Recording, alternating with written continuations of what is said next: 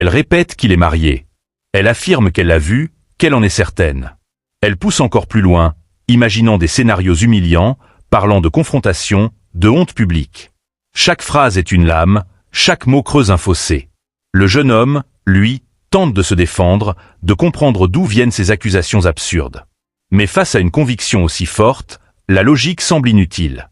La tension monte. Les regards se croisent, les voix s'élèvent. Et au milieu de ce chaos, une seule question subsiste. Qui dit la vérité? Ce qui s'est passé ici n'était qu'un test. Les mots tombent lentement, mais leur poids est immense. En une fraction de seconde, la colère laisse place à la confusion. Elle le regarde, déstabilisé, incapable de comprendre comment un moment aussi sérieux a pu devenir une expérience calculée.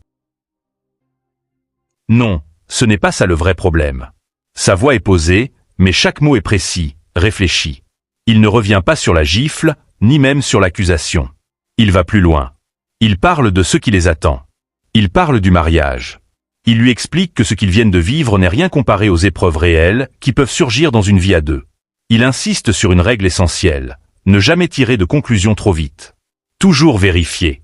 Toujours parler à son partenaire avant de croire une rumeur, une image ou une parole extérieure. Parce que dans un couple, la confiance ne se devine pas.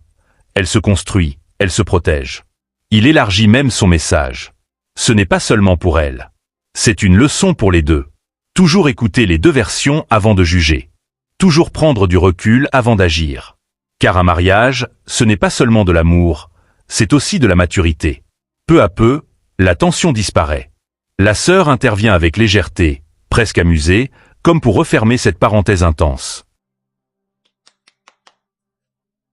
Elle affirme que la leçon est apprise. Et dans un sourire discret, on sent que tout revient à la normale. La jeune femme, apaisée, reconnaît son erreur. Elle s'excuse sincèrement. Elle accepte de repartir à zéro. Et lui aussi. Il n'est plus en colère. Il voulait simplement qu'elle comprenne. Alors, dans ce calme retrouvé, une nouvelle chance naît. Plus forte. Plus consciente. Plus vraie.